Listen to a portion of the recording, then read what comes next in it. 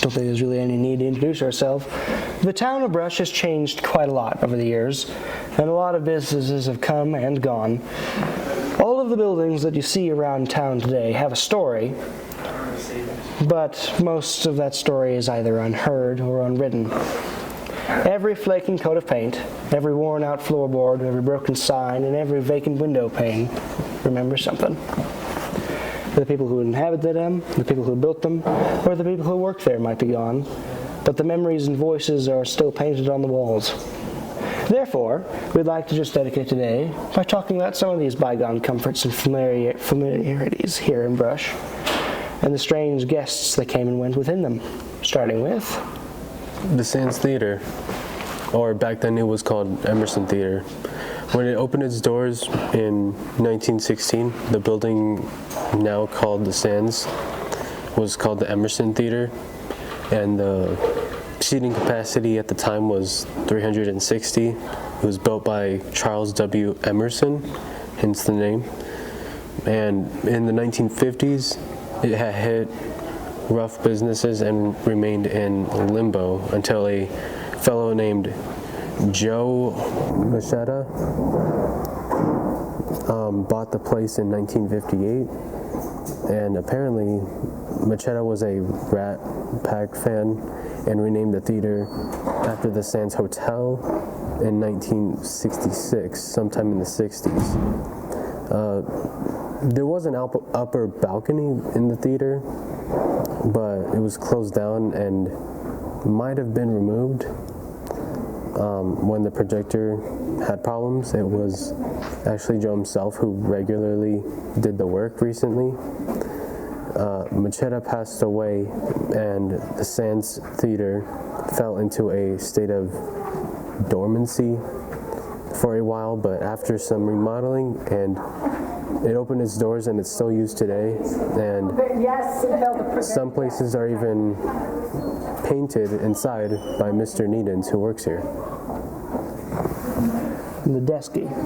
As far back as roughly 1892, the Lincoln Land Company had purchased some part of land where the hotel now stands, and the land was undeveloped until along came a fellow named William Nurle, after which the old brick school here in town is named after. The town postmaster, soon to be mayor, built the two-story brick building that same year, which happened to actually only be the fourth building ever built here out of brick. It hosted a variety of shops in it over the years, including the Brush Post Office, an array of merchant shops, and, of course, a hotel. Then, around the year 1920, a man named Nate Desky bought the property from William Nurle, who was moving on, and refurbished it into the place we would nowadays call the Desky Hotel, in 1928, adding the now famous sign along its exterior.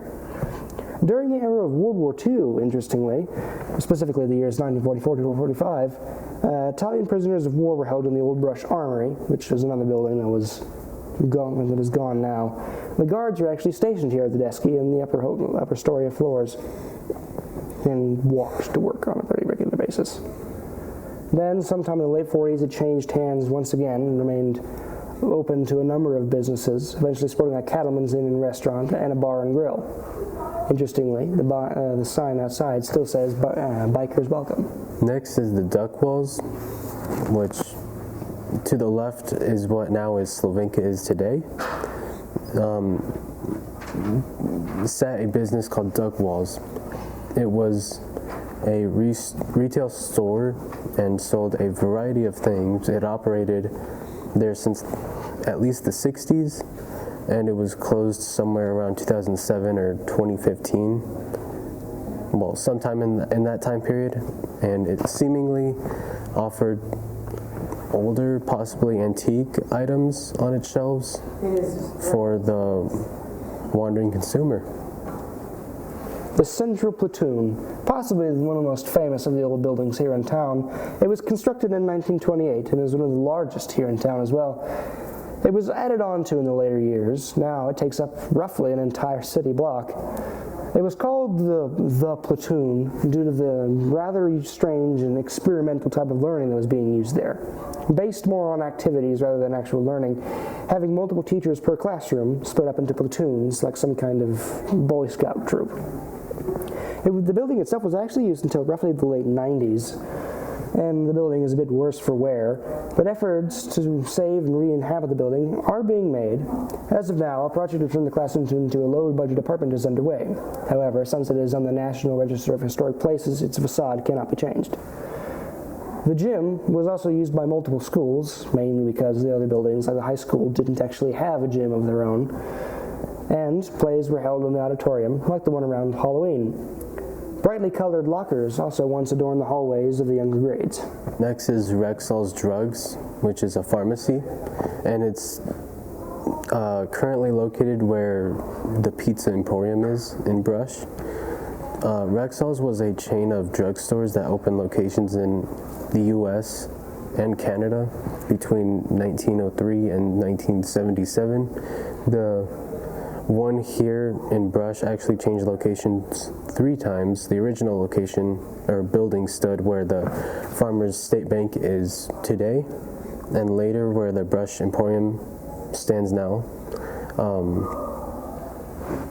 At some point it changed names to B&B Pharmacy, which moved to Brush Grocery Cart, or better known today as Fresh Foods. It seems the one here in town was not just a pharmacy. However, like most pharmacies, it had a soda fountain and a shop up front. The actual drug store was in the back to the right. The root beer floats were quite popular here. Now, we get to Ebenezer. Strap in, folks. This is a bit of a long one. You see, Reverend Jens Madsen and his wife, Anne, came to America back in 1893 as Lutheran missionaries and medical practitioners. In 1903, they were looking for a building to build a more permanent sanatorium somewhere in this area, and a mother house, which was a house that was built primarily for mothers who were in labor, to be built somewhere. They had a sort of base in Denver in which they operated out of. They had a newsletter called Phoebe, at the time it was called, sent out to announce the location and to ask for volunteers to come. 5 acres by the railroad track in Brush were chosen and purchased. And in 1904, that same newsletter announced that the location would be called Ebenezer, which comes from the Hebrew phrase meaning stone of help. Jens and Anna moved to Brush that same year and set up a temporary shop in their house. And in 1905, they moved again to a larger area, bringing their business with them.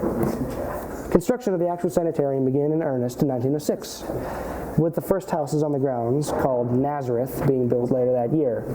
Construction of the Bethesda began, and in 1907, a wooden bell tower was added. Then, in 1914, the Elam Hospital was built, and the All Saints Church, built in 1916. In the winter of 1915 to 1916, the refectory, a sort of large underground dining meeting room, was dug out beneath the Bethesda building. And then, quite interestingly, in 1924, King Christian V of Denmark sent Madsen the Cross of the Knights of Dannenborg in recognition of the work that was being done at the facility, especially in the days of tuberculosis, which was quite a big deal around here. In 1927, the famous archway was erected to, and I quote, give the facility a more fitting and dignified entrance gate. Then, in 1939, the Crown Prince Frederick VI, I believe, and his wife Ingrid traveled from Denmark to tour the facility personally.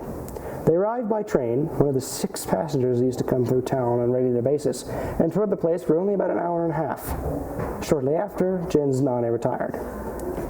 In 1953, they leased the hospital to Brush, thus shifting the operation and creating the Brush Central Hospital, and turned their attention more towards long-term care, which is what they're into today. And in 1994, the latest of the buildings was built, and it was called the Sister Anna Paulson Activity Center, after one of their members who had served them for roughly 30 to 50 years. And here's an extra one, Pancho's Taco Shack. This was a local restaurant obviously called Pancho's Taco Shack. The building is where Home Plate currently today is, and around this time it changed a lot of hands. But back in the day, it was a local Mexican food restaurant for off-campus students, which back in the day middle schoolers would leave for lunch and eat there, which is pretty cool. They don't usually let middle schoolers out. No, typically not. I guess there was a lot more responsibility then. Yeah.